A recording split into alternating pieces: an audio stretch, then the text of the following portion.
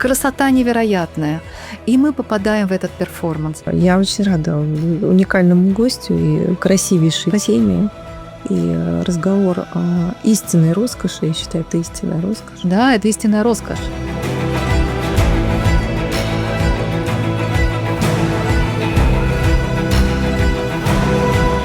Тысяча 500 человек работало там в течение больше, чем 4 года. Лучше зодчие, лучшие дизайнеры. Да, дизайнер.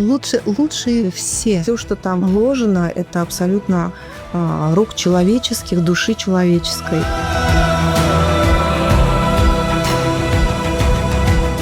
Ленитесь, наслаждайтесь каждой минутой этого. Не надо, вы успеете набегаться. Королевская коллекция – это фантастика. Так Да. у нас еще не было. Это страна, про которую надо говорить. А Марокко зовет потом. Да, они не планируют, когда одна туда. Они думают, все, один раз съездили и все, а потом Марокко зовет.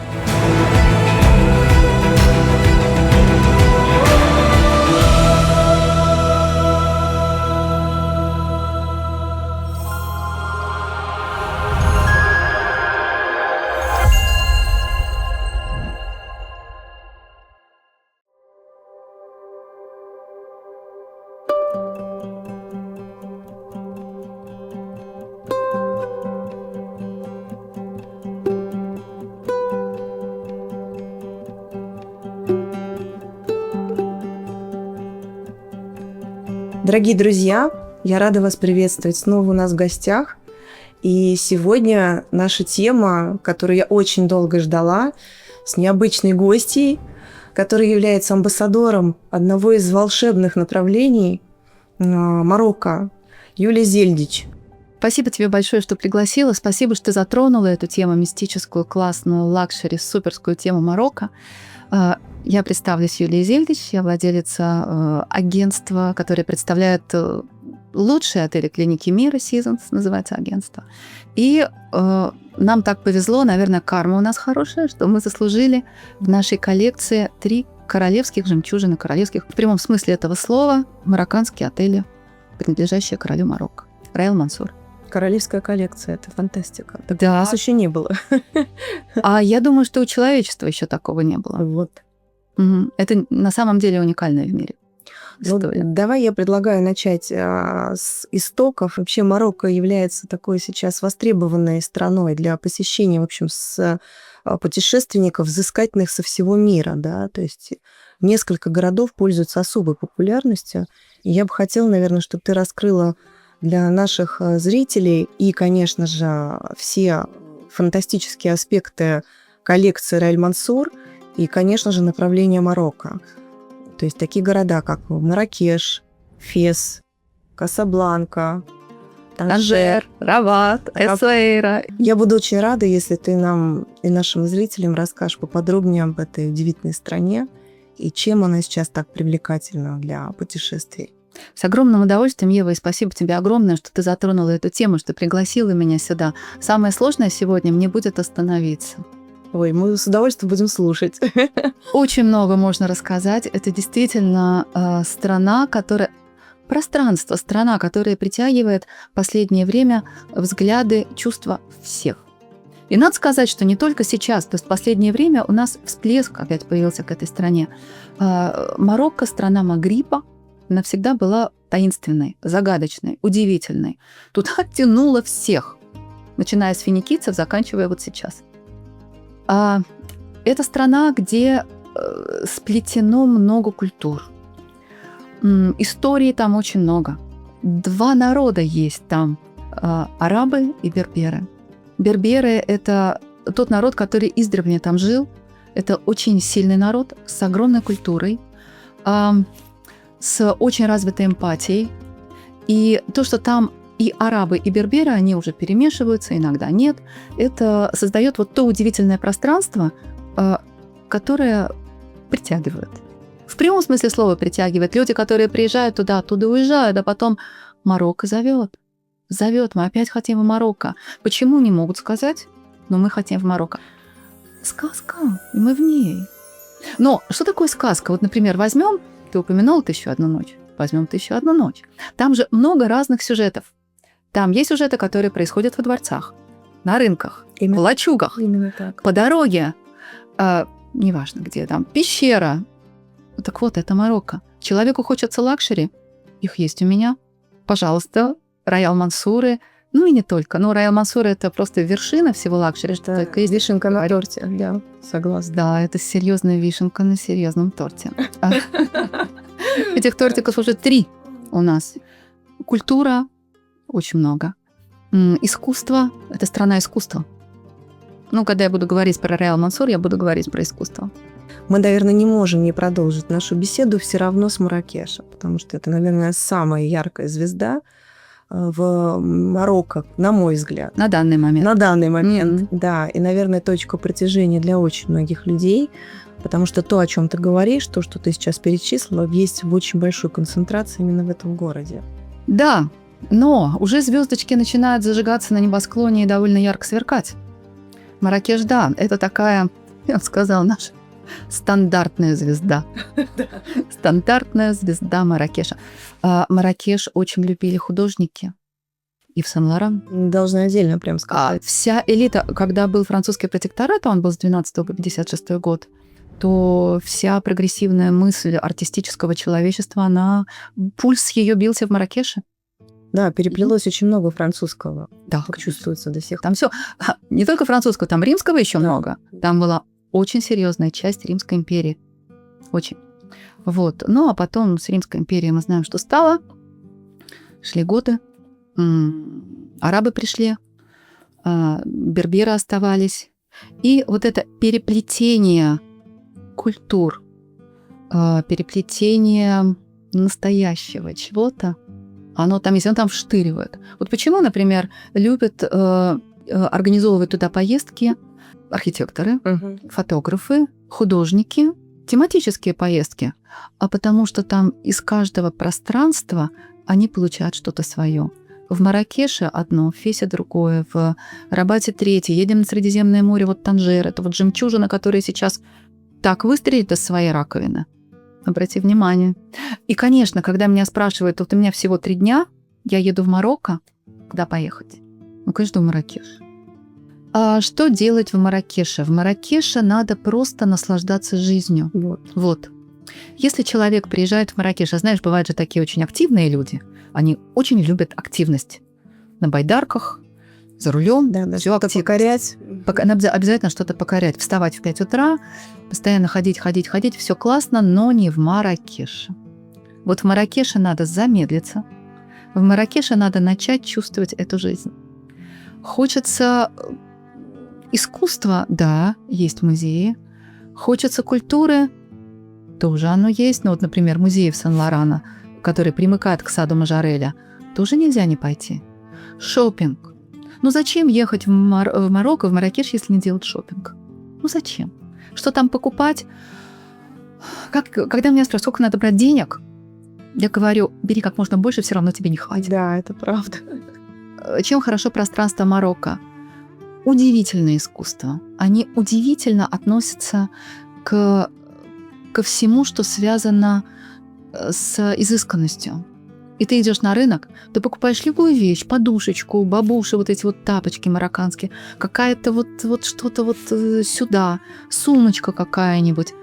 И ты не можешь оторваться, это произведение искусства. Неважно, сколько она стоит, эта сумочка, 20 евро или 2000 евро. Это произведение искусства. И там, кстати, на этом же самом рынке, там сидят ремесленники и это делают. И от этого тоже невозможно оторваться. Потому что когда ремесленник что-то делает, он весь в этом. И он делает для людей. И когда ты покупаешь у него эту вещь, он благодарен тебе, потому что ты оценил его вещь. Я помню, что когда мы посещали вот этот рынок знаменитый в старом городе, нас невозможно было с приятельницами вытащить из магазина света. Мне кажется, что кто-то купил люстру, повез, это точно, абсолютно. Я купила какую-то дровницу или газетницу, я не знаю, зачем она мне была нужна, но оторваться было невозможно, понимаешь? Но я, конечно, тоже осталась под впечатлением, хотелось очень много увезти оттуда, это правда. Вот, кстати, ты сказала лампы, это самое востребованное. Да. Вот у меня все коллеги, которые едут в Марокко, они обязательно везут оттуда лампы, потому что это нереальное украшение дома. И вообще все, что мы покупаем на рынке и домой потом везем, это меняет пространство. Значит, надо ли туда ехать модным людям? Да. Надо ли туда? А вот молодежь, которая любит только ночные клубы, пожалуйста. Слушай, ну это тоже впечатление, между прочим, довольно серьезное. Это ни на что не похоже. Абсолютно вот этот восточный колорит в музыке, когда наслаивается на современные биты, да? А как это, какой это антураж? Это факелы, это какая публика приезжает в золотых платьях открытых. Публика потрясающая, но ты сама становишься частью этой публики. Да. У тебя по-другому горят глаза. Да, это правда. Ты по-другому себя ощущаешь. Вот, а какие там праздники устраиваются?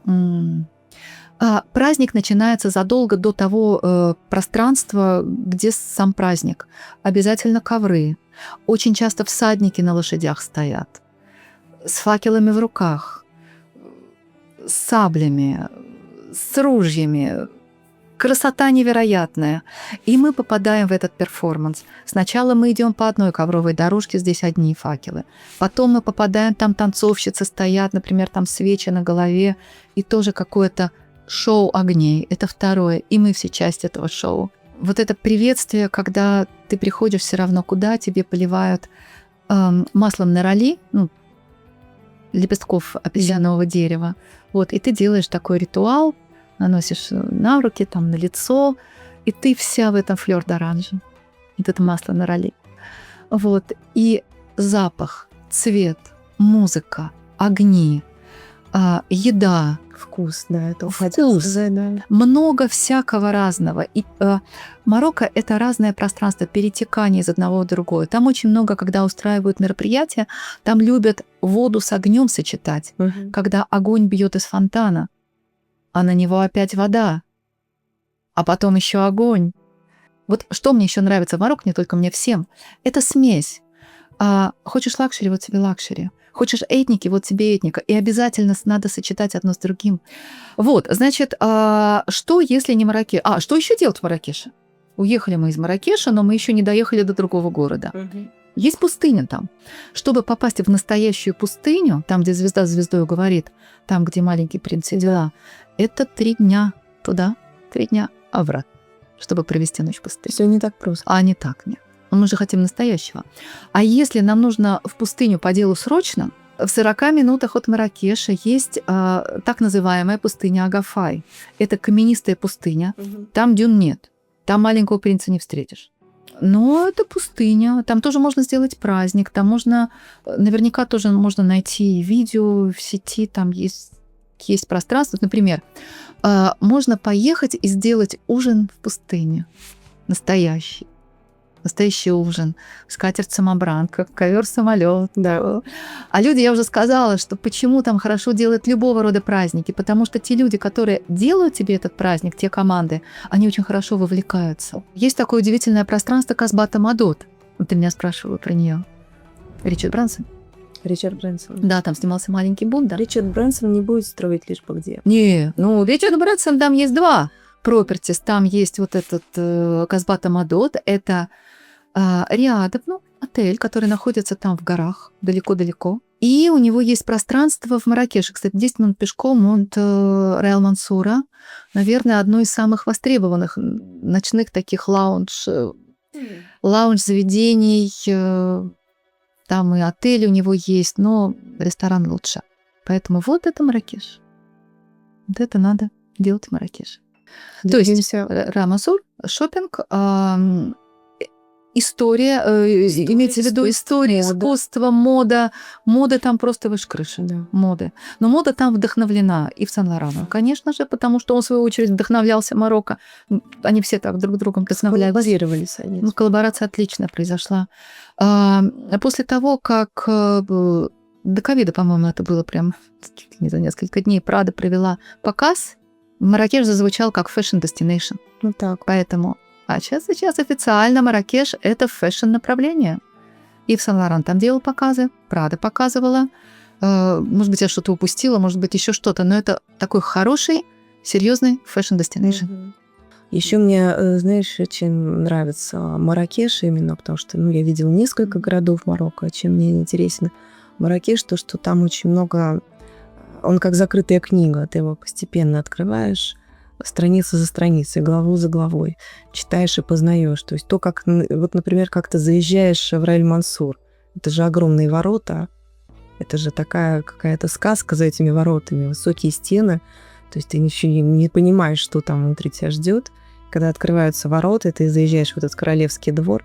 Я помню, что мы с приятельницей, когда уезжали оттуда, она говорит, ты знаешь, такое ощущение, что меня теперь будет преследовать мания величия. То есть, пожив в Раэль-Мансур, то есть немножко ты начинаешь себя чувствовать какой-то королевской особой по-настоящему, потому что вот эта забота, вот это величие в, не знаю, начиная от оформления, да, насколько это все красиво, качественно, великолепно. Почему-то все время хочется сказать великолепно, очень красиво.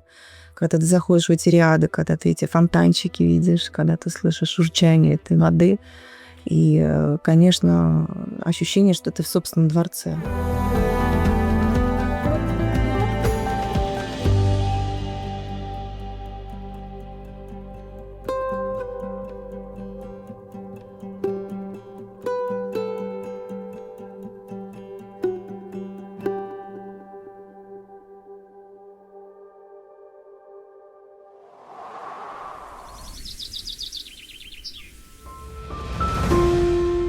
Ты человек чувствующий, Да. поэтому ты совершенно точно сейчас сформулировала идею Его Величества, которая у него возникла и вот реализовалась. Он захотел сделать отель, как мы любим, краше которого нет в целом свете.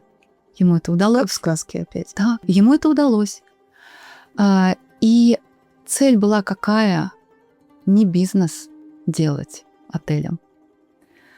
Никто так до сих пор и не знает, сколько стоит строительство. Какие-то заоблачные цифры ходят? Нет, слухи ходят? Никто не знает, потому что Его Величество, король Марокко, Мухаммед VI, когда заступил на трон, он реализовал ту идею, которая была у него давно.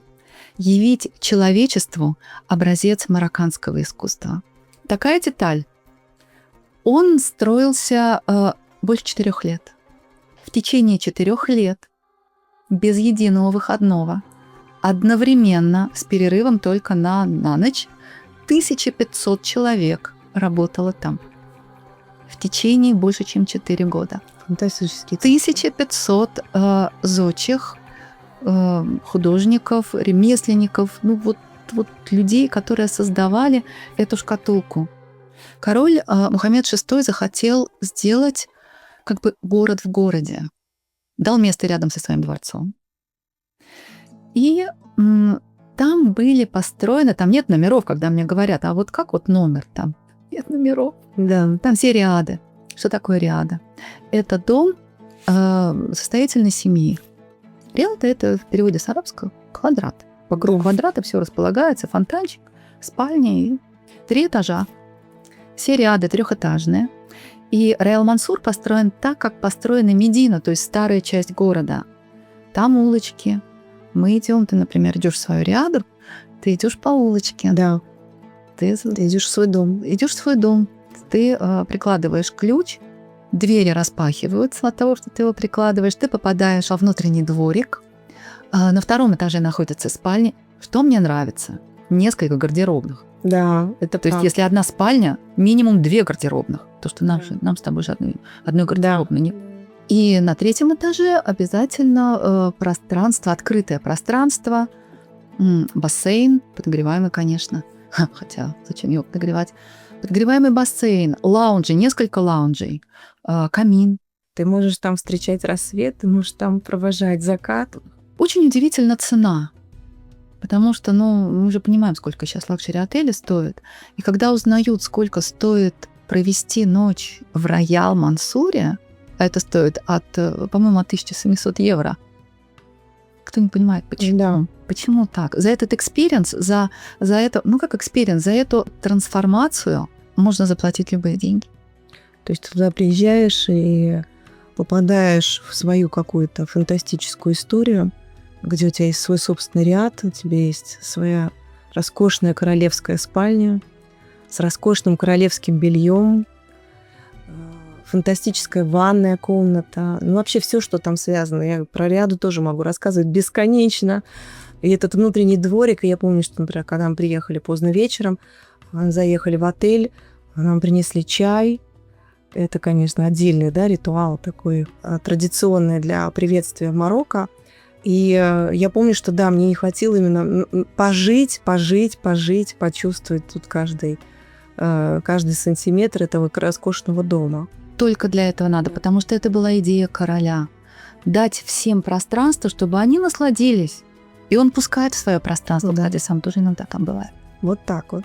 То есть можно позавтракать присутствие Если короля. повезет. Да. Так вот. Да. Вот, и это пространство наше. Да, конечно, там наполнено все драгоценностями в прямом и в переносном смысле слова. В прямом все больше. Драгоценными предметами искусства, драгоценными какими-то лампами, какими-то клетками, какими-то хрустальными штуками, высеченными там лампы, высеченные из куска хрусталя. А люди, которые тактильные, которые визуалы, они это очень ценят. Просто касаться всего. Это энергия, когда мы туда попадаем, что-то в нас входит, и мы уезжаем из Роял-Мансура другими, чем теми, к которым мы туда приехали. Да, это правда. Взрослые там ощущают себя детьми. Дети там ощущают себя нормально, наконец-то. От них никто ничего не хочет. Старшее поколение возвращается в сказки Шахерезады, которые читала когда-то. Но это мы говорим только про Риады. Кстати, ты, наверное, не знаю, знаешь ты это или нет, что там есть параллельный и подземный город. Конечно, я его хотела сказать, хотела блеснуть своими знаниями, Мало кто знает. воспоминаниями. Я была под огромным впечатлением, когда нам приоткрыли завесу тайны, вообще как передвигается персонал невидимо по территории отеля. Ты же не видишь там персонал? И ты не видишь только там садовников персонал. То есть ты идешь, гуляешь по своему саду, максимум ты встречаешь гостей, то мне кажется, я даже никого не увидела ни разу за несколько дней. И когда нам приоткрыли тайну завесы, где и как вообще перемещается персонал, то есть это целый подземный город. И параллельный тоже. Да, Потому что вот смотри, твоя Риада, да, у тебя 3 этажа. да, И у тебя есть, в смысле, да. вход есть у твоего мажордома или у тех девушек, которые убирают. С каждого этажа, если мы говорим про сказки Шахерезады, ты помнишь заколдованный дворец, где ты ушла из комнаты, вернулась, а там стол накрыт. Да, скатерть-самобранка. Да. Да, А там вот почему-то все невидимые слуги. да. Это сказки Шахерезады. И там все невидимое. Ты ушла, вернулась через 2 минуты, а там уже убрали бумажку, которую ты бросила. А кто убрал, ты же не знаешь. И впечатление, что ты в заколдованном дворце. С джином. С джином, да. Вот, параллельный город и подземный город. Есть, например, клиенты, которые приезжают в Роял-Мансур и не хотят знать, дать понять, что они вообще где-то есть. Так вот, их лимузин приезжает На другой уровень. на другой уровень, да. Разные у нас есть там Риады. У нас, например, есть Гранд Риад, но это сам по себе образец искусства, зодчества, всего чего угодно. Это музей. Но, ты знаешь, вот у слова «музей» есть такая немножко плохая коннотация, потому что музей, надо купить билет, ходишь, там вот эти вот штуки, там это музейные бабушки сидят. Нет. Там нет. Там тот музей, в котором ты себя чувствуешь очень классно. Это дворец твой. Давай расскажем про спа. СПА – это отдельная вещь. Это какая-то кружевная история, совершенно фантастическая. Я сейчас услышала от тебя, что там даже свадьбы вы Ага. организуете. Ага. У меня есть свои личные воспоминания, связанные со спа, связанные как раз с погружением в детство, как мы с тобой Да? обсуждали. Да. Да, поэтому я думаю, что надо тебе рассказать, да. что Да. это. СПА Роял-Мансура называют самым красивым спа мира. Вот, товарищи. Окей.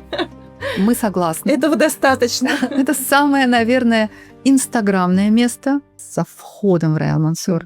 Самое инстаграмное место. Там действительно проходят свадьбы. Потому что очень классно невеста вот с этим кружевом, очень хорошо она коррелируется. Поэтому, да, там было уже несколько бракосочетаний. Лучший спа, да, лучший спа. Самый красивый. Терапевты там со всего мира. Тайский массаж делается тайками.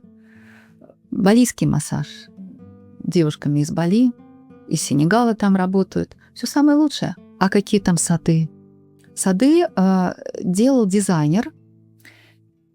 И есть люди, специалисты в этом, которые на сады даже больше обращают внимание, чем на архитектуру и все наполнение это драгоценное, вот этой драгоценной шкатулки Раэл Мансура.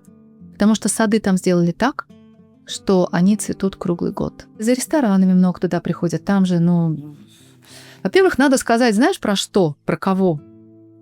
Уже 11 лет там, в Раэл Мансуре, царит знаменитый Жан-Клод Мессан. Знаменитейший. Это явление. Это мировое явление. А Его Величеству нужно все самое лучшее. И тогда он приглашает туда в 2014 году Жана-Клода Мессана. Нигде подобного ничего нет. И когда ты туда приходишь, неважно, как клиент отеля, если ты там живешь, или как клиент отеля просто зашел там чашку кофе выпить, ты ощущаешь себя частью этого пространства. К тебе относятся как к части этого пространства. Лучший сервис, сама понимаешь. Да.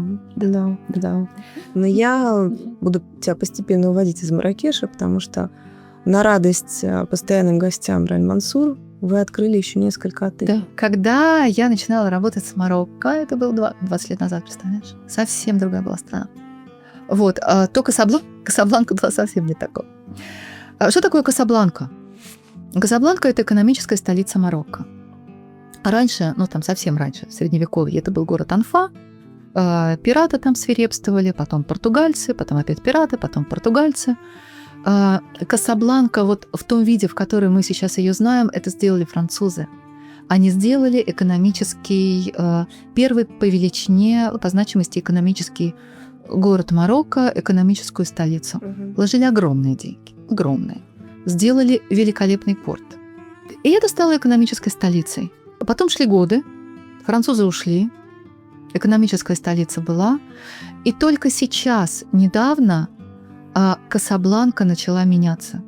Я туда приезжаю несколько раз в год, каждый раз Касабланка другая. В 30-м году пройдет чемпионат мира по футболу. Друзья. Все туда. И Касабланка сейчас хорошеет на глазах. Там появляются какие-то невероятные кварталы.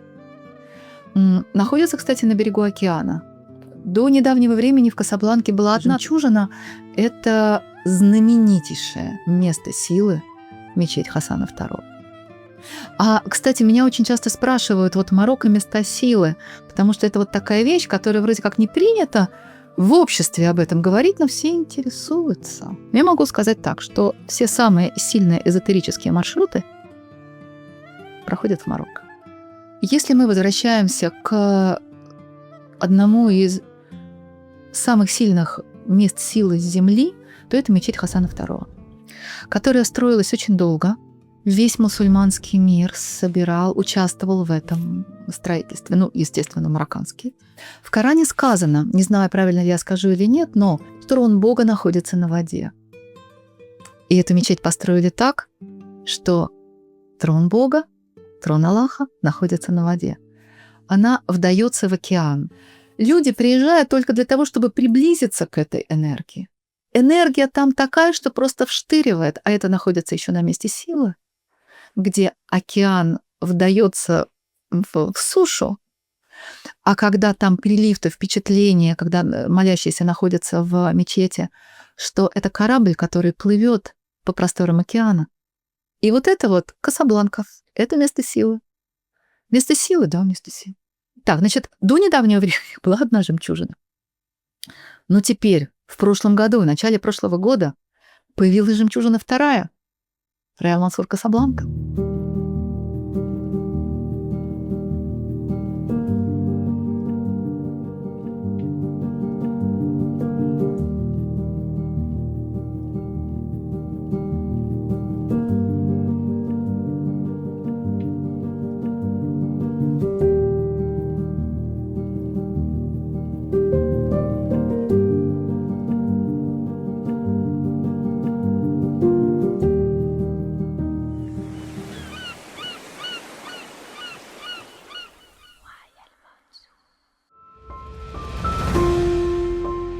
Надо ли ехать в Реал Мансур? Обязательно. Во-первых, это самое модное место Касабланки, Реал Мансур. Во-вторых, это самое гастрономическое место Касабланки. Там, опять же, все самые суперповара. Царствует там Эрик Фрешон знаменитый. О-ля-ля. Да. У него там брасserie. Самое модное место Касабланки сейчас на последнем, на 28 этаже. Незатейливое название «Le Bar». Бар. Ну, незатейливо назвали, потому что Реал Мансуру не надо изобретать какие-то названия. Это панорамное пространство с очень интересно sophisticated кухней, где играет диджей вечером, где мы завтракаем с утра, где мы обедаем днем. И мы как будто бы перемещаемся из уголочка в уголочек мировых кухонь. То есть это самое модное место. Ну и панорама, естественно, соответствующая.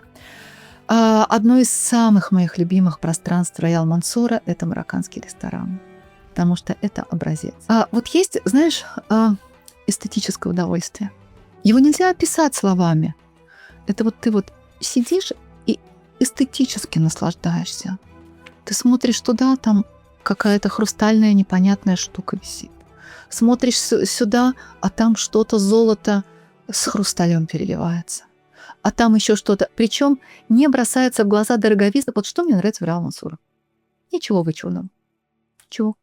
Но это все, это богатство страны, богатство культуры, богатство дизайнеров, богатство ремесленников. Все самое лучшее. Вот. Марокканский ресторан. Ну и марокканская еда тоже, она очень вкусная. Кстати, одна из самых здоровых кухонь мира. Вот. Это Касабланка. Спа. Спа у нас занимает 2 этажа. Один из них женский. В Касабланке тоже есть Да. спа. Ой, не то слово. Кстати, очень интересно, если мы говорим про номера, очень интересные номера. Кстати, здесь вот перепутка происходит, потому что мне говорят, у вас там есть апартаменты, а вот апартаменты, как вот я сам, типа квартиры, не-не-не, это сьюты, которые называются апартаменты, и они тематические. Например, сьют – тематика кино. Ну, кино Касабланка, сам был сьют – тематика дизайн. И ты находишься в сьюте, и там под этим стеклянным колпаком стоит винтажный наряд. Ну, там несколько тематических таких сьютов. Я бы очень рекомендовала именно вот эти сьюты брать. Там есть королевские сьюты. Там есть сьют, который занимает 3 этажа.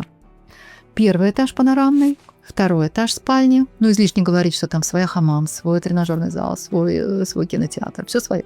И терраса. Там, на высотной высоте. С огромной панорамой. Вот сьютов очень много. 2 этажа спа-центра. Вот такой отель великолепный. Все думают, что в Касабланке снимался фильм «Касабланка». В Голливуде снимался фильм «Касабланка». Вот, друзья. И причем в этом фильме говорилось про кафе «Рикс». Так никогда не было такого кафе в Касабланке. Никогда не было. Все приезжали, говорили, вот, мы приехали сюда в Касабланку, потому что здесь снималось кино, и где же кафе «Рикс»? Предприимчивая американка. Все-таки лет 10 назад, по-моему, не знаю, какое-то количество лет назад открыла кафе «Рикс». Все, можно. Можно ехать в Касабланку. Приезжайте. Что делать в Касабланке? Ну, гулять. Вот, например, в Реал Мансуре есть 2 эксклюзивные прогулки. Одна эксклюзивная прогулка делается, ну вот нам ее делал вице-президент Ассоциации художников, там граффити. Касабланка – это город граффити. Огромные стены расписаны художниками. Вот. И один из этих художников делает экскурсию по Касабланке и рассказывает про Касабланку, рассказывает так, как ни один гид не расскажет. И ты рассказываешь, и я уже понимаю, что даже если ты прилетел в Марракеш, то в Касабланку уже тоже надо заехать. А знаешь, что обидно случается? Вот приезжает человек, он едет куда-то, руководствуясь, не знаю, правда, чем, кто-то там посоветовал, едет в один город, потом приезжает и говорит, а почему я не был там? Да. А сколько ехать? Я говорю, 2,5 часа. А почему я туда не поехал? Это вопрос. Ну, чего ты не поехал? Чего ты не был в Эссуэре? Тоже, знаешь, одно из самых мистических мест на Земле. А Эссуэра – это абсолютно не лакшери место. Сразу. Если мы говорим про Касабланку, ну, знаешь, некоторые хотят обязательно только, чтобы лакшери было. Опять же, что такое лакшери? В Марокко лакшери – это суть вещей. Вот в этом лакшери. Восприятие бытия. Бытия, да. Да. Не обязательно, что это должно дорого стоить. А лакшери – это что-то очень настоящее, что даст тебе такое переживание, ты вернешься отсюда другим человеком. Ты будешь глубже понимать людей.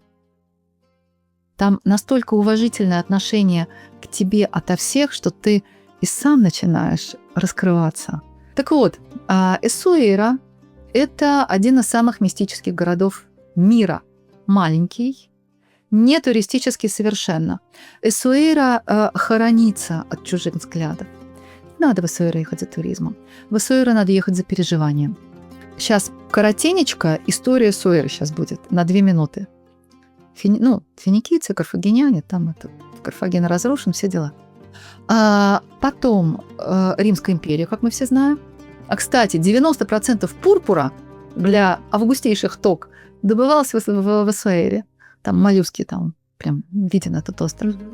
Вот. Потом с Римской империей тоже все стало печально. Пришли варвары, но не в Марокко, у них берберское население там было, потом пришли арабы. 300 лет Эссуэйра была пиратским городом. Анжелику Султан читала? Конечно. Вот, так это там происходило. Я из девчонок не читала. Так Анжелику-то привозили в Эссуэйру. Да. Эссуэйра называлась Магадор. А помнишь в сказках Магадор, что-то вот такое сказочное? 300 лет пиратская республика. Никто не мог завоевать эту пиратскую республику с моря. Никто. Потом все-таки пиратскую республику победил султан Марокко. Все-таки положил этому конец. Что делает султан Марокко? Камня на камне не оставил от Эссуэйры, потому что действительно пиратская республика была очень злая, очень сильная. Энергия осталась, город стерли. Приглашают французского архитектора. Французский архитектор выстраивает Эссуэйру. Энергия. Потом шли годы, и когда Джимми Хендрикс путешествовал, выбирал место для своего движения, он выбрал Эссуэйру, рядом с Эссуэйрой. Это реализированное место. Энергия там просто... Энергия там плотная, потому что финикийцы, карфагеняне, Римская империя, 300 лет. Очень странная пиратская республика, которую никто никогда не мог завоевать. Потом султан, Муллай Исмаил и Джимми Хендрикс. Движение хиппи прекратило свое существование, энергия осталась, она не могла просто так пройти, поэтому каждый год в дни солнцестояния там проводится фестиваль музыки Гнауа. Некоторые называют эту музыку шаманской. Шаманская, может быть, потому что шаманская музыка меняет состояние человека. Как родилась музыка Гнауа, когда было времена рабовладельчества, а Эссуэйру, Анжелику-то не зря туда привозили. Ее же привозили продавать на рынок, там до сих пор есть этот рынок рабов. В смысле, место, где рабов продавали. Много очень из Африки приезжало туда рабов. Жуткое отношение было к ним. И для того, чтобы выжить, сделали эту музыку. Вот эти поколения бывших рабов сделали эту музыку. У них были ритмы вуду. И вот эта музыка, в жутком состоянии люди приезжали. Они умирали. И эта музыка возрождает к жизни. Представляешь? То есть им надо было те ритмы придумать, которые в этой полнейшей безысходности жизнь закончилась. Безысходность.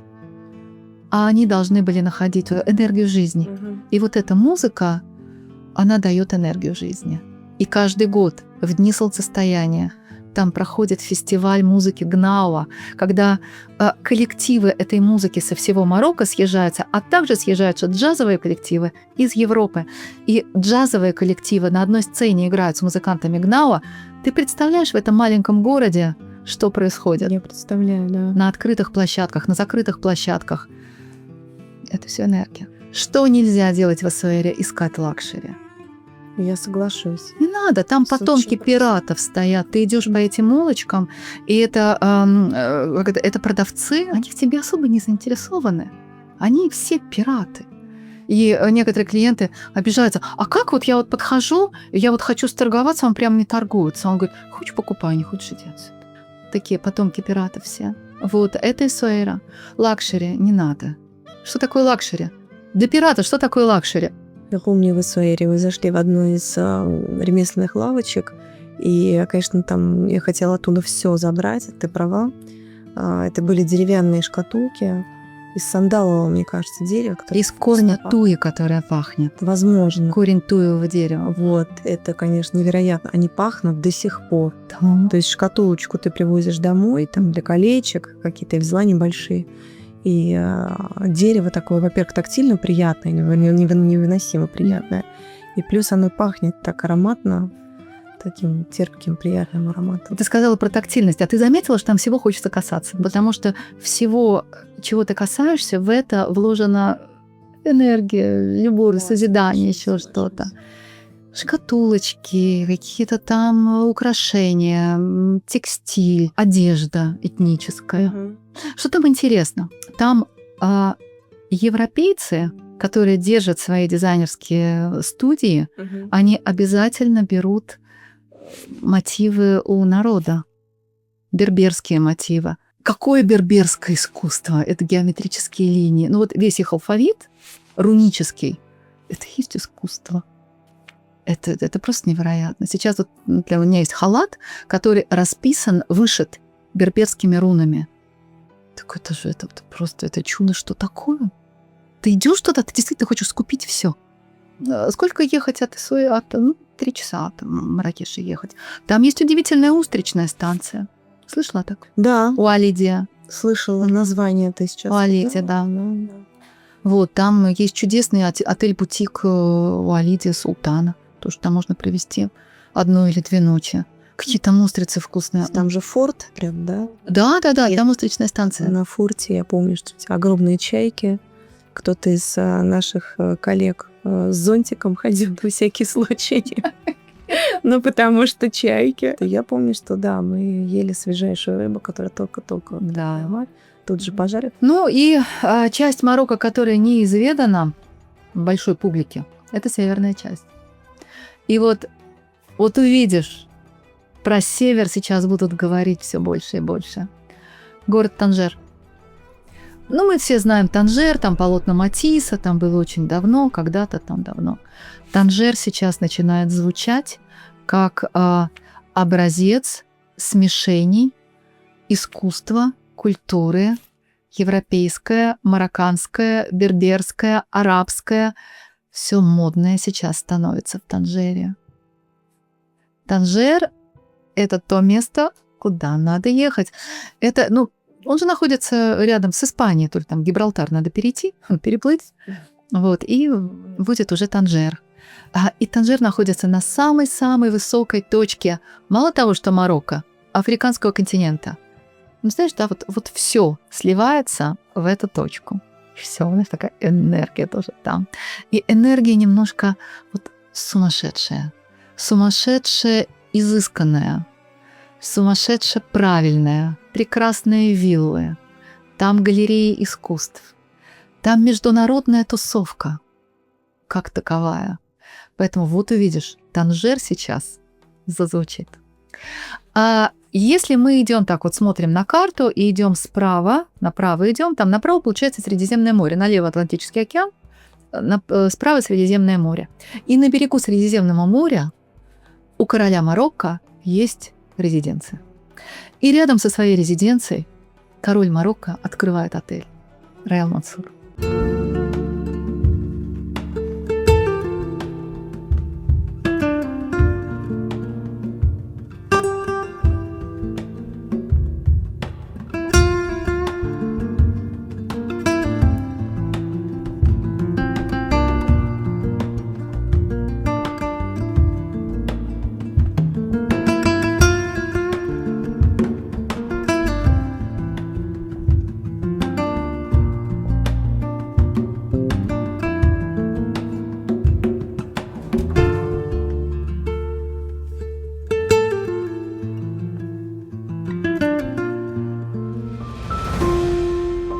Пространство Роял Мансур Тамуда Бэй, это название-то, оно то ли марокканское, то ли испанское, то ли... Вот, кстати, очень напоминает мне Биарриц, Что такое Роял Мансур? Это и виллы, и сьюты, которые по 4, 5, 6 в одном пространстве сделаны.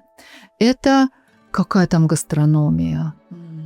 Но ты уже поняла, что Роял Мансур – это про поесть, Да, про высокую гастрономию. я это очень хорошо помню. Это про высокую гастрономию. И там царят Эрик Фришо, Элен Дарос и знаменитый Кики да Коста, испанский, который сейчас очень моден, очень популярен. Что он творит, что он выдумывает, что Кики да Коста – это явление. Элен Дарос тоже явление. Элен Дарос – чудесная совершенно, великолепнейшая Элен Дарос, которая вроде и домашняя кухня, и высокая кухня. Рататуй, да? Да. Невозможно оторваться. Вот скоро у нас там праздник на берегу моря, когда 4 шефа съезжаются. И Сезама, Массимилиано Лайма. Все жемчужины собрали. Все жемчужины, видишь? Алайма, Массимилиан, Кики да Коста, Эрик Фришон, Элен Дарос. В Роял Мансур, Тамуда Бэй, открывается медицинский центр, longevity центр. Вот про это надо сказать. Это сейчас очень востребованное Да направление. не то слово. Такого, опять же, мы же знаем, что у короля Марокко должно быть все самое лучшее. У Жана-Клода Мессана, который генеральный директор всех 3 Роял Мансуров, должно быть все самое лучшее. Поэтому в то время, когда море будет холодно, мы едем все на longevity. Опять же, вот как вот ресторанная часть собрала всех жемчужин, также longevity центр собрал тоже всех жемчужин от медицины в хорошем смысле этого слова. Не только люди в белых халатах. Там 2 совершенно великолепных специалиста из Индии.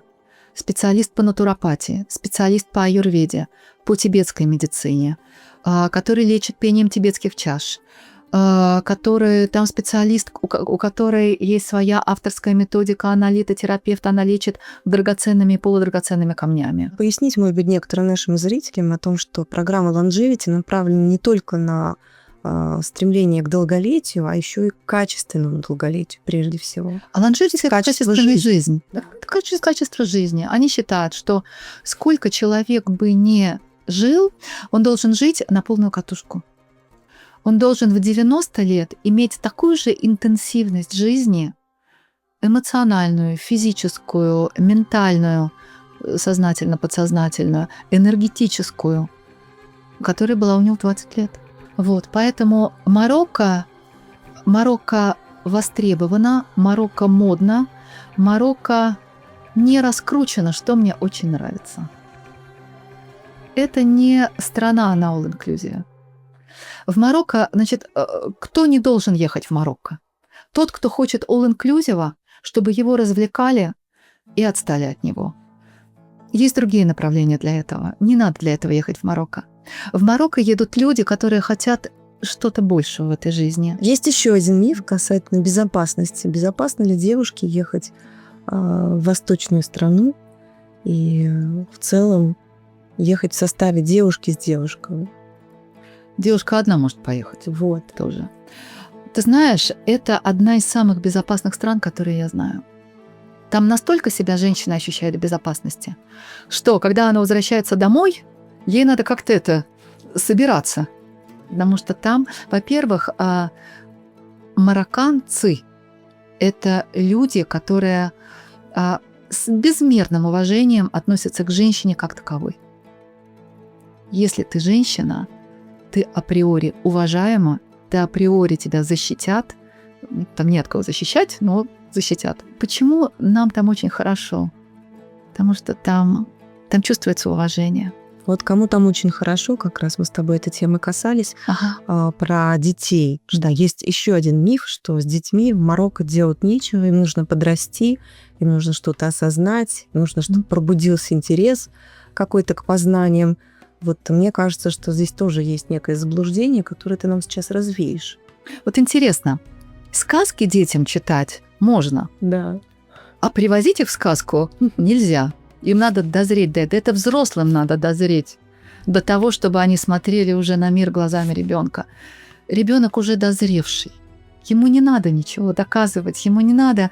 Я не видела там ни одного ребенка, который сказал бы: мама, папа, мне скучно. Ни одного. А ребенку, когда скучно, когда что-то происходит неправильное рядом с ним, когда ограничения, тогда скучно. А там у ребенка нет ограничений. Что бы ты посоветовала для путешественников, которые ни разу не были в Марокко, с чего начать? С какого города? Или, может быть, с какого-то простого маршрута? Или, может быть, сразу охватить несколько городов? Если есть, например, у человека неделя, куда поехать точно надо? Зависит, конечно, еще от времени года. Потому что если, например, это лето, то в Марракеше будет жарко. В Реал-Масуре всегда прохладно, понимаю. Если это зима, то в северной части будет холодно. Понятно, там снега не будет. Но купаться, простите, нет. Поэтому смотря когда. Если мы говорим про то время, просто any time, какое-то время, когда везде хорошо, то, наверное, Марракеш, Касабланка. В любое время года, в принципе, эти города. Смотря куда человек прилетает. Если он прилетает в Марракеш, опять же, любит человек устрицы или не любит? Если, знаешь, есть люди, которые: вау, так люблю устрицы, прямо хочу туда. Пожалуйста. Обязательно Суэйр. Нет, и Суэйр там тоже есть устрица. Пусть в Уалидию едет. Ему надо отдохнуть, просто расслабиться на берегу океана. Если он хочет немножко этой бесшабашной мистики, пусть едет в Суэйру. Ты знаешь, иногда на неделю можно Марракеш и окрестности. Например, Марракеш выезжает в эту пустыню Агафай каменистую, потом едет в красивейшее место долина Урика, тоже на целый день. Марракеш удобен тем, что там радиально очень удобно перемещаться. То есть внутри города много всего есть. Радиально можно ездить по соседним городам и в пустыню. И те же воздушные шары. Да, воздушные шары есть. Некоторые приезжают, говорят: ты знаешь, я хочу только в пустыню. Окей. В пустыне. Но пустыня тоже хорошо совмещать с Марракешем. Лучше, конечно, лететь из Марракеша прямо в город тот или иной южный, а уже оттуда ехать в пустыню. А мы когда говорили с тобой про Танжер, и ты сказала Тамуда-Бэй. Насколько близко Тамуда-Бэй? 1,5 часа. 1,5 часа от Танжера. Очень классно ехать из Касабланки до Танжера на поезде. Это ТЖВ, скоростной поезд. А от Танжера заберет трансфер. Очень красивый трансфер. Друзья, 3 роскошных Реаль-Мансура. Да. То есть готовый, в принципе, даже маршрут. Маршрут готовый, маршрут классный. И необычный, абсолютно разные города. Абсолютно не похожи один на другой, и концепции разные. Огромное тебе спасибо, что ты затронула эту тему, потому что ты что-то сейчас очень хорошее сделала, что эту тему дала явить миру нашему. Я очень рада уникальному гостю и красивейшей теме. И разговор о истинной роскоши, я считаю, это истинная роскошь. Да, это истинная роскошь. Да. Роскошь, она же не стоит. Например, цена. Цена жизни. Смотри, сколько у нас сейчас с тобой в беседе участвовало людей. Кто эти люди, да? Сколько наполнения, сколько смыслов. То есть мы начинаем с самого верха, мы говорим про короля и говорим про привлеченных высочайшего класса специалистов в каждой сфере, да, то есть это лучшие шефы, это лучшие медицинские специалисты, это лучшие, я не знаю... Лучшие зодчие, лучшие дизайнеры. Да, дизайнеры. Лучшие все. Все, что там вложено, это абсолютно рук человеческих, души человеческой. Сколько всего неизведанного там еще есть. Есть еще юг, есть север, есть... Знаешь, что в Марокко есть? И море, и океан, и 3 горных рифа, даже 3 горных сразу. И про пустыню я сказала, да? Нет. Пустыня, 2 части пустыни есть. Каждый город... кстати, очень интересно, что каждый город построен в своих тонах. Да. Мы про это не сказали, а на самом деле это правда. Да. И это тоже желание короля. Чтобы каждый город был в своем цвете. Марракеш, там красная земля, поэтому все дома там красные. Да. Яркий город очень. Яркий, да. А Фес с зелеными крышами, потому что эта черепица делается там же. Эссуэйра сине-белая и так далее. Тагаdir, белый город. Изучать и изучать. Да, это изучать и изучать. И вот мы вот едем, а погружаемся. И что очень хорошо, что любому человеку будет там классно. Интересно, и каждый для себя что-то. Очень интересно. Ну, кроме тех, кто хочет только all-inclusive на берегу океана. Здесь, здесь нет, пытались.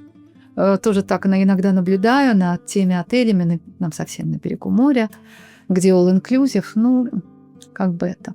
Не за этим надо ехать в Марокко. Не наш вайб. Не, вообще. Марокко — это вайб. И это доброта, это уважение, это вот объятия, которые тебе раскрывают, но при этом не нарушают твоих границ. Это уважение всех твоих, привычек.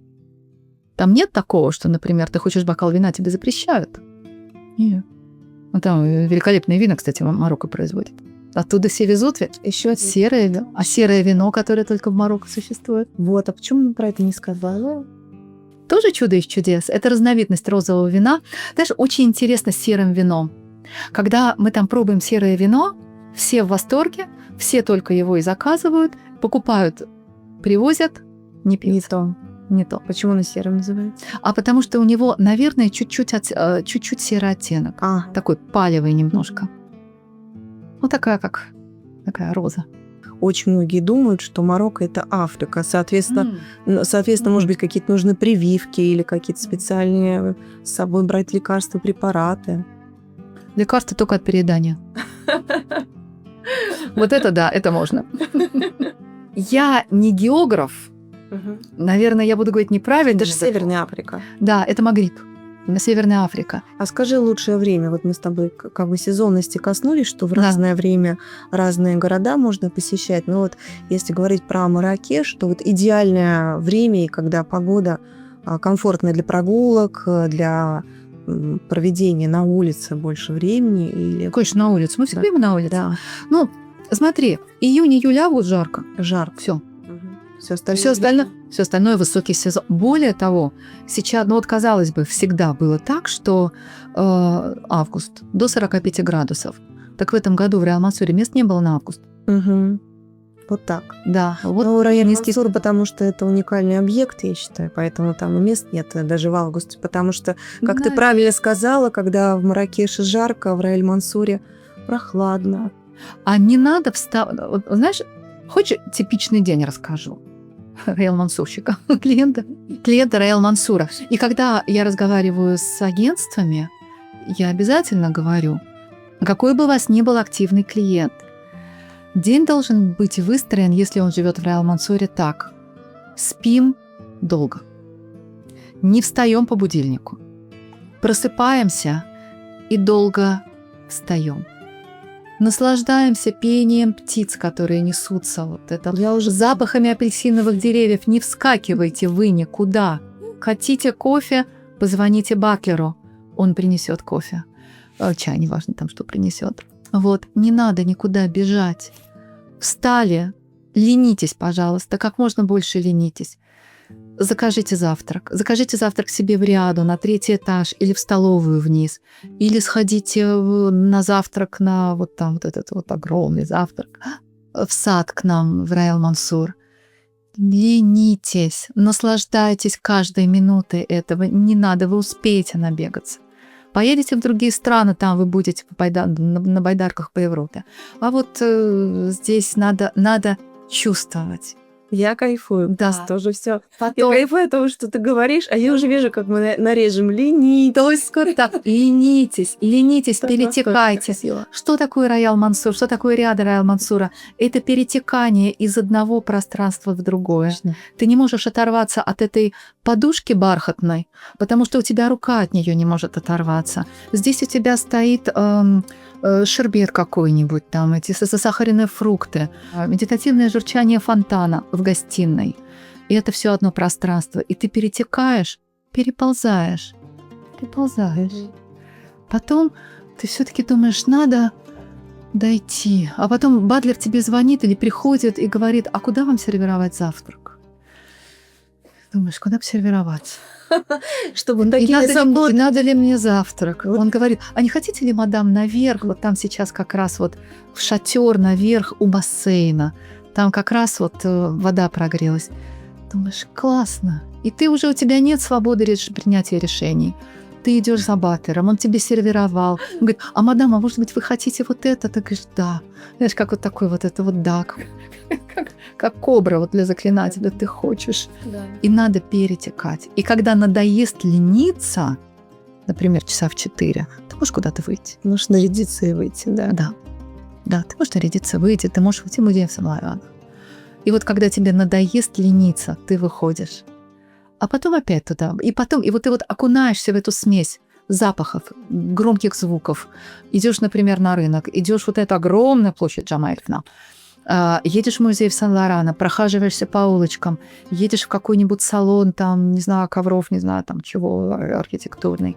Вот, и там много-много всего, звуки, краски, запахи, смешались в кучу кони-люди, ослы, там вообще все. И ты уже устал от всего этого.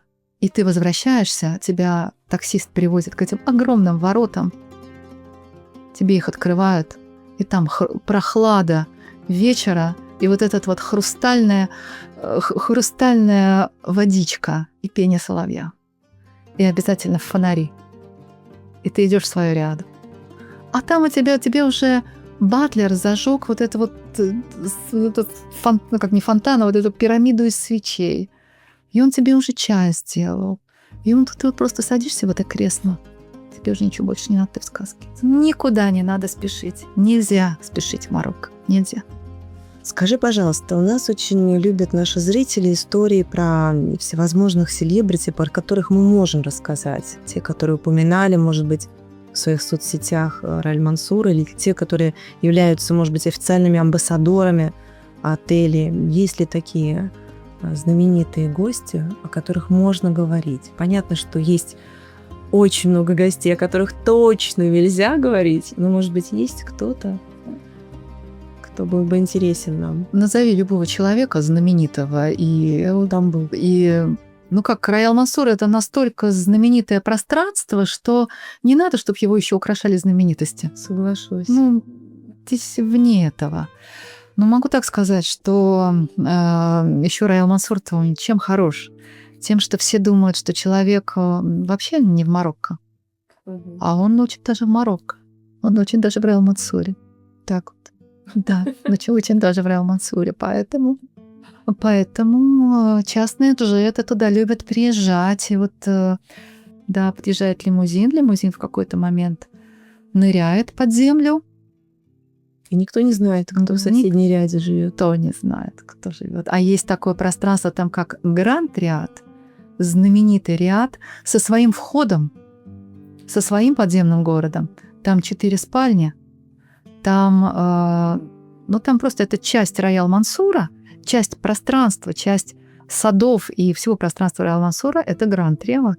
И вот гости Гранд-Риад – это как раз те люди, которых очень часто не надо называть. Мы и сами не знаем. Да, собственно, и знать не хотим. Потому что нам хорошо. Потому что мы ходим по Раиль Мансуру, ходим по садам, ходим. Там вот, например, в Раиль Мансур Марракеш есть из самых модных пространств. Я его сравниваю немножко. Вот мне напоминает это клуб 55 Сен-Тропе. По вайбу. Да. Тоже очень простой, как будто бы ресторан в саду. И называется так незатейливо. Ты заметила, да, в Раиль Мансуре незатейливое название? Да. Называется «Жардин» или «The Garden». Да. Сад. The сад просто. The сад, да, называется. И там вроде просто люди сидят. И вот туда вот обязательно. И не смотрят, кто сидит, а вот этот с кем, а этот... Мне на самом деле импонирует очень... Мы говорим про простоту и роскошь, да, одновременно. Как люди воспринимают интерьеры, как люди воспринимают смыслы внутри, что заложено, сервис и так далее. Но на самом деле Я хочу сказать, что Раэль Мансур, именно Марракеш, который я имела возможность, к счастью, видеть, для меня образец такой какой-то правильной роскоши. То есть она не тяжелая, она не давит, она не вызывает какие-то странные бурные эмоции, зачем так много всего. Хотя там же много всего местами, да, то есть там прям есть ощущение, что вот вроде бы чересчур, но вот я считаю, что настолько с большим вкусом сделано пространство все, что не вызывает никаких сомнений, и нет ощущения ни бутафории, ни какого-то, знаешь, как вот пыль в глаза, да, что называется. То есть очень много натурального, очень много скрытого, то, о чем ты говоришь, да, то есть в каких-то коридорах белое на белом, красивая резная плитка, которую, в принципе, может быть, никто никогда не увидит. Вот это вот для меня истинная роскошь, когда делается не на показное, а она просто самая лучшая. Всего лишь самое лучшее. Тут по-другому невозможно. И вот это чересчур, которое ты сказала, это же тоже нам свойственно, а иногда хочется чересчур. Да, да. А почему нет? Ну это же Нет, человек. чересчур бывает со вкусом, бывает без вкуса. Я считаю, что вот Раэль Мансур — это выдержанная какая-то очень сбалансированная история. На который никто не заморачивается никогда. Вот что ты хочешь, то и есть. Да, просто часть роскошного дворца. Да. Что вот он так и бывает. Поэтому welcome. Ну, welcome к нам в Марокко, к нам в Раэль Мансур, к нам в страну. Спасибо, Юль. Очень, Ева, тебе... очень. Слушать тебя можно бесконечно. Ну, а тебе спасибо от лица страны, отеля, за то, что ты дала такую возможность. Спасибо огромное. Спасибо тебе за эту беседу. Это страна, это отель, ну, отель — это часть страны, это страна, про которую надо говорить. Она очень нам сейчас нужна. Очень. Мы просто находим в ней какую-то отдушину. Просто восстанавливаться. Ничего не надо, просто люди приезжают туда, восстанавливаются и уезжают с новыми силами. А Марокко зовет потом. Да, они не планируют, когда одна туда. Они думают, все, один раз съездили и все, а потом Марокко зовет. Мы себя в что зовет, не знаю. Ну все, мы все едем, друзья, все едем. Вот, а ты сделаешь эти путешествия все авторские. Да, с удовольствием. Ну что, спасибо, дорогая. Спасибо тебе. Огромное-преогромное.